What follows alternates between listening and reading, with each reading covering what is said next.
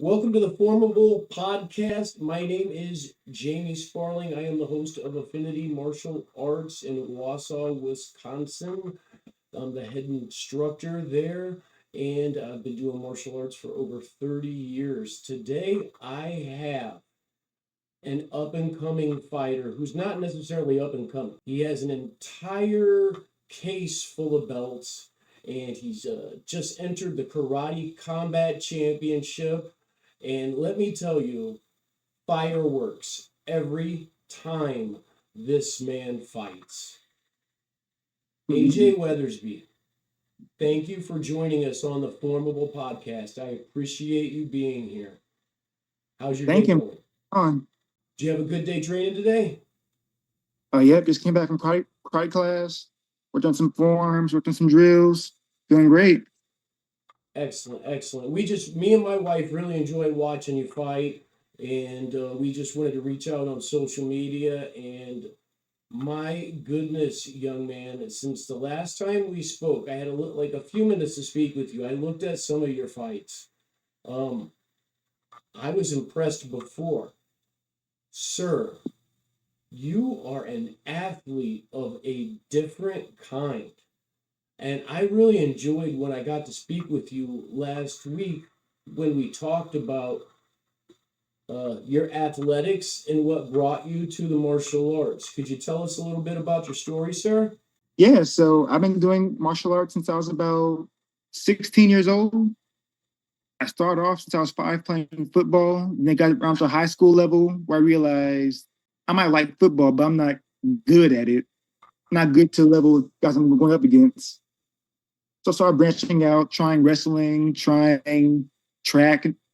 Eventually started going to martial arts with my father. He has 3 black belts in Tang, Sudo, Shidokan Karate, and I want to say Shotokan. Okay. So he went to Richard Tramel's gym, which is a Shidokan gym. In Shidokan Karate, we do Muay Thai, Kyokushin Karate, and Judo, and combine it all into one style.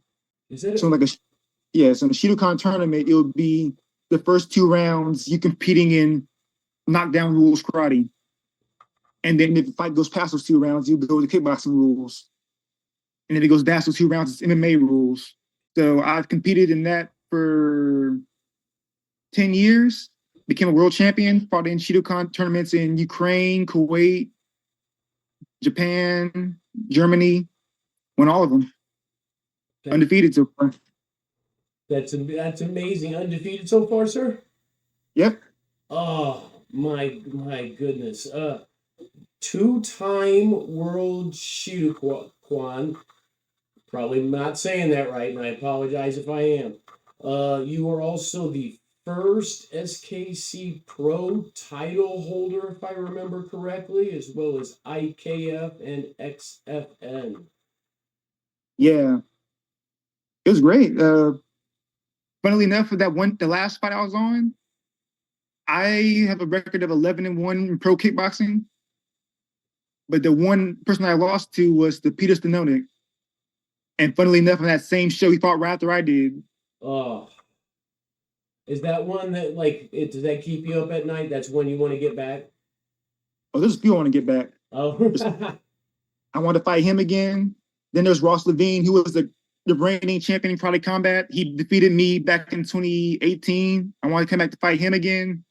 Then there was a guy fought in amateurs named JB Hopkins. Mm-hmm. He was an amateur kickboxer. I wanted to fight him again for years, but he retired, so I can never get a chance.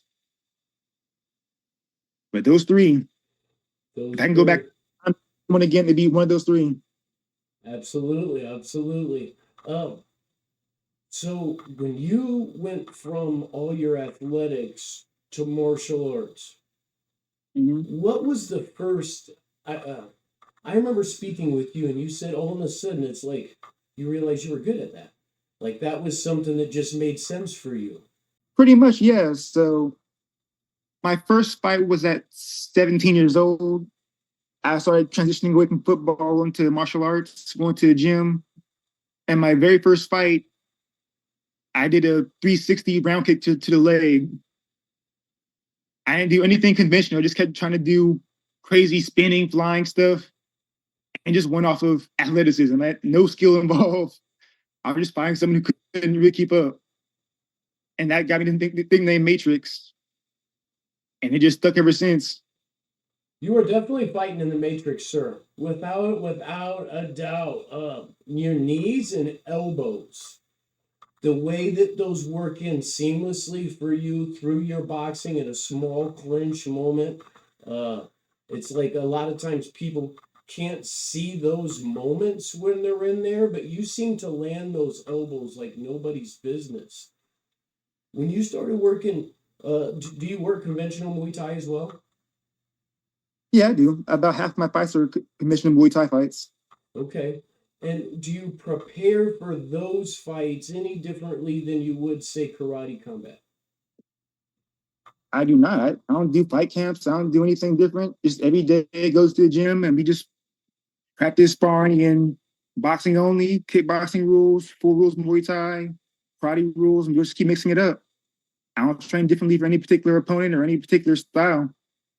So you Just train, is you train for you to yeah. become for the Matrix, right? Is it that's what I'm hearing? So in the midst of it, you might see a chink in somebody's armor per se or whatever it is, but for the most part, you train consistently the way that you train since you've been started because it's got you to this point. Pretty much, yeah, because I'm used to fighting in tournaments, so you can't really plan for any particular person when you don't know who you're fighting to begin with and how many fights you'll have in a day. So my mindset is just whoever I get in the ring with, adapt as the fight goes. Don't try to think ahead or plan anything out because it might not play out that way once you actually get there. Do you find that you have to stay? Well, this is a ridiculous question, okay, but I'm going to ask it anyway. The only way that you can be that creative is to stay 100% in the moment while that's going on. You can't have any type of pre-plan. Yes? Pretty much, yeah. I fight completely off of instinct and what feels like it's working. Like in my last fight, I'm used to throwing a lot of kicks, but in the very opening of the fight, I threw a head kick and he blocked it. And I tried a few kicks to the body, but he kept blocking those too. So just my mind, I just clicked to myself, no more kicks. I'm gonna try and win with straight hands and knees and elbows because I don't know why or what I'm doing wrong, but the kicks I'm landing. Now I don't with anybody I'll fight, but for him specifically, it was just playing out that way in my head, so I went with it. Well, that makes sense. I mean, the rest of us were watching and we were like in awe, but at the same time, like you're in there. So when something's feeling like it's not working, to switch it up and to go into that other thing, it just seems seamless, almost as if you had planned for that. Yeah, pretty much. And fights never really know what's going to work until you actually get in the ring and you're reacting to the person. So I don't stay attached to any particular training style or a game plan. So what I hear is you're more of a martial artist first and a fighter second because your training is specifically in a specific style and system, and then you branch out. Yeah, exactly. I've had matches with boxing, kickboxing, karate. I done some sanshou, some judo. Just whatever piques our interest, we'll go out and try it. I'm not tied to trying to master a particular rule set. Just trying my martial arts, seeing what works for me, seeing what's fun. It is fun to watch you fight. I'll take it. I will definitely take it, sir. Uh, when you are, well, can I ask you about like the formable moments of your martial arts? When you told me about how your father took you into the gym and you started that transition, could you tell us a little bit about that piece? Yeah, so going back to when I was in playing high school football, like I realized at that point I didn't really like football like that. That's like the idea of going out on the field and hitting people. I didn't care about trying to be an offensive player or trying to learn plays or learn coverage or anything. I just wanted to get on the field. Whoever had the ball, I wanted to hit them. I was a 120-pound kid out trying to play with linemen as a D lineman. That had to be challenging, sir. Oh, it was fun. I got pancaked a few times. Got tossed blindsided, but I was in there. I was game for it. But it wasn't sustainable. There was no real college going to take me seriously trying to be a undersized D lineman. So I branched out, tried some other things. So when I got to the gym I'm at now, Shidokan Atlanta, I just started trying it out, started doing fights, and just gradually grew on me that this is what I like. So that first fight was really what clicked to me that, yeah, I don't really like team sports. I just like competition. I like being challenged or feel like I'm in combat. That's what feels natural to me. You look natural when you're in there, without a doubt. So if you had to, if you met, like, let's say, a younger you, and would you suggest martial arts to a younger you? Oh, absolutely. Honestly, if I was going back as a kid, I'd probably put myself into amateur boxing from like 5 to 13. From 5 to 13? Yeah, because around that age range is when like kids can't really knock each other out just yet. So they just fight all out, no holds barred, no game plans, no planning, just swinging on each other. Now about 13 is when they actually get knockout power. So that's why I probably pull back a bit to avoid brain damage. Like a build a starting point to like get into combat sports for other things, kickboxing, karate, MMA, whatever I want to go to from there, get that boxing base. And then from there, I go into what I'm doing now. So the boxing base, the hands, that's where you really feel like the base of things would be for you, or should be for anybody. I think that's the right mentality to start off with. You know, boxers don't really think too much about kicks or knees or trying to position yourself. Really, just get in there, cause damage. That's the core mentality of it for at least amateur boxers. Yes, sir. And that's why I try to take into my kickboxing fights, because I see a lot of guys, they kind of stall, they just play footsie with low kicks for the first round. They don't really want to commit to staying in the pocket. Mm-hmm. In the very first round of a fight, I'm trying to hurt somebody. In my ideal fight, it should only last a minute. Should only last a minute, and then it would be another AJ Matrix highlight reel. Yeah, that's what I'm going for every single fight.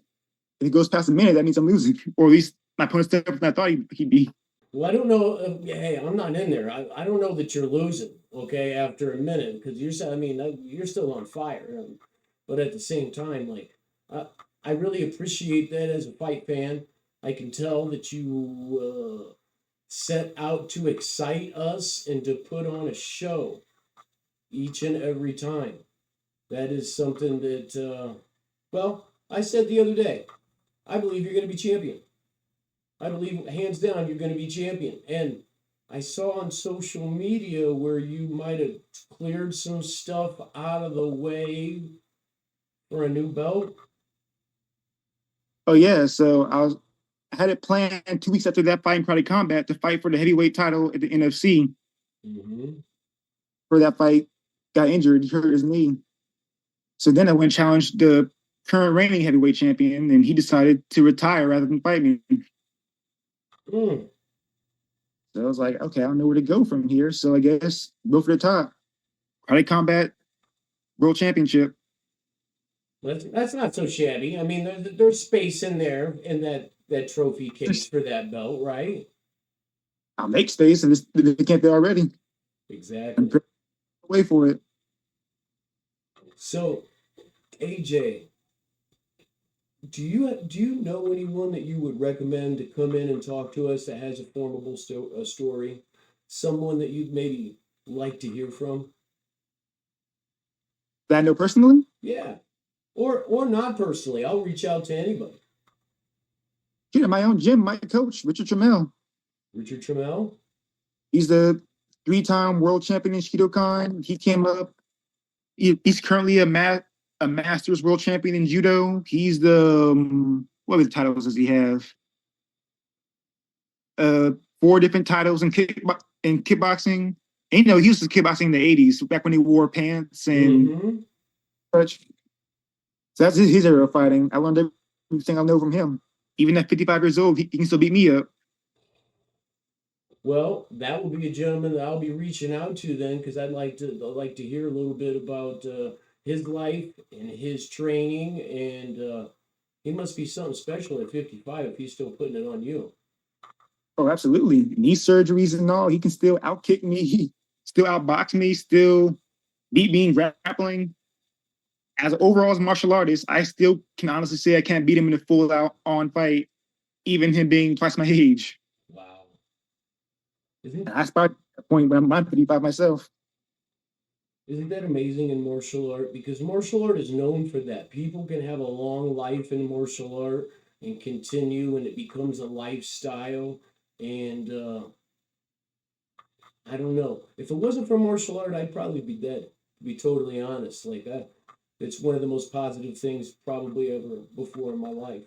And I want to thank you. Go ahead, I'm sorry. I just want to thank. That's not the way this was supposed to go. Now, I want to thank you for coming in and talking to us a little bit and sharing like the martial arts aspect of it. And it just really seems neat to me that you're here discussing all the different fights and all the different things and the athletics that you've done in your life.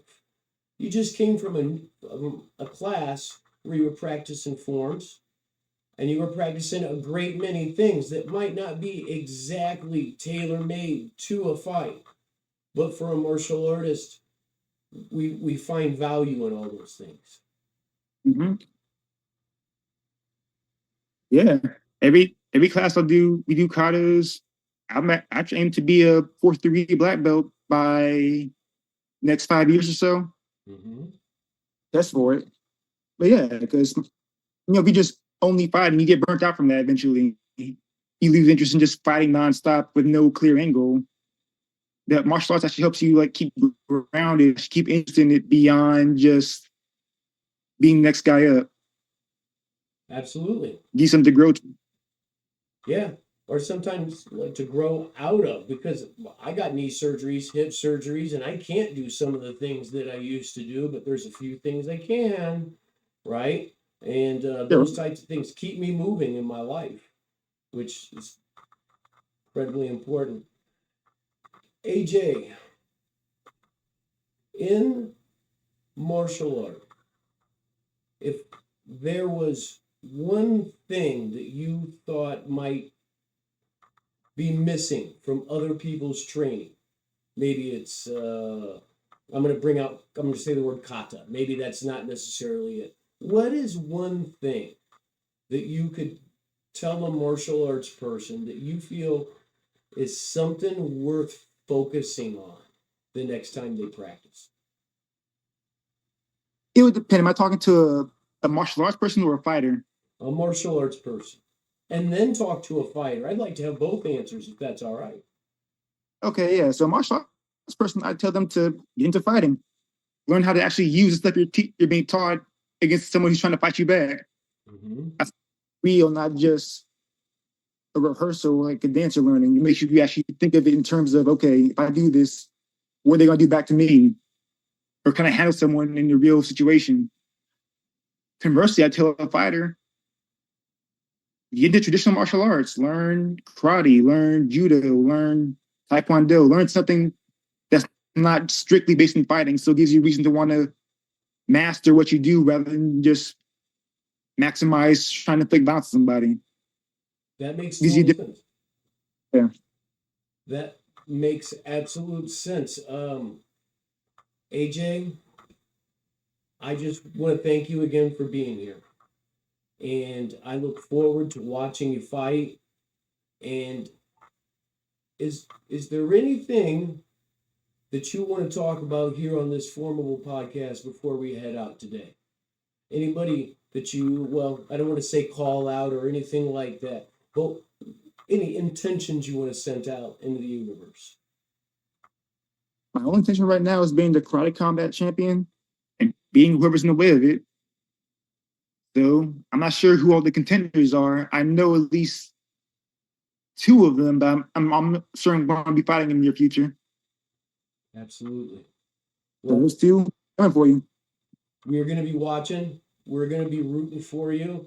And after you win, you're going to come back and talk to us again, and we can talk about formidable moments when you're putting another championship belt into your case. Does that sound good? Absolutely. Excellent. AJ, I really appreciate you coming in today. And after a great day of training and everything on a Monday, it's not easy. You're the best. Thank you. You're very welcome. I look forward to seeing you fight soon. And we will be in touch, and we're going to bring you back in as soon as possible. Sounds like a plan. All right. Excellent, AJ. You have a good day. Let's catch up soon. And for all those fighters out there and those martial artists, we have a couple different answers that he gave us, and the bottom line is yin and yang. We want to learn how to fight by fighting a little bit at the same time, but still want to learn martial arts and press ourselves forwards. What a great answer, AJ. I really appreciate you coming in, and we'll see you next time on the FormABLE Podcast many times. All right. All right. Signing out for the Matrix. Thank you, AJ. Us. Us.